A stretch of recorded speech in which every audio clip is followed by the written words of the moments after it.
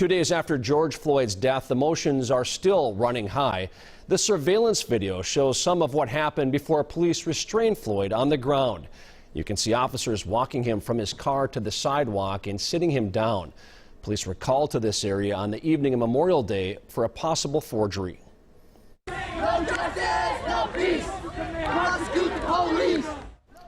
People were out yesterday late into the night in South Minneapolis. Earlier in the day, thousands demonstrated near 38th and Chicago, where 46-year-old George Floyd of St. Louis Park was taken into custody and then died.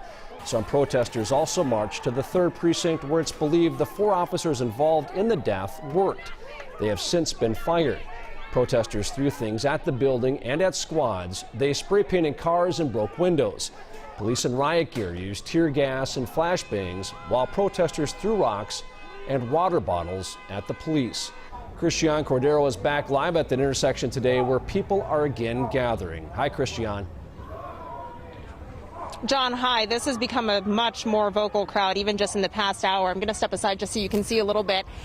This started with maybe about a third of the people that you can see right now at George Floyd's memorial, and they have since, in about an hour ago, they moved into the intersection. You can see cars are blocking off every side of the intersection right now as they are just chanting about their streets, about George Floyd being their brother, about raising awareness to the issues that, of course, they and so many people around the country, around the world care about right now.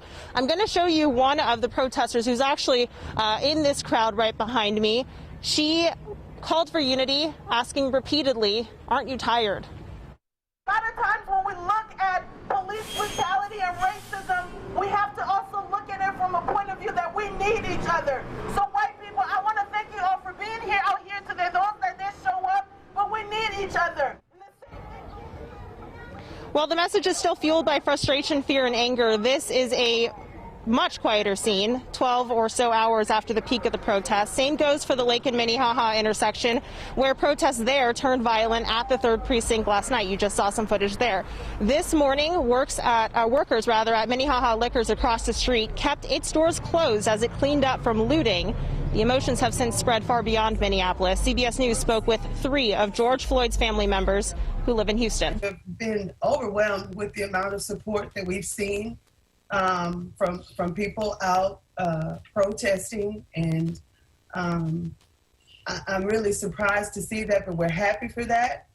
What I want to know, I appreciate them doing that, because this gives him a voice, and it brings awareness.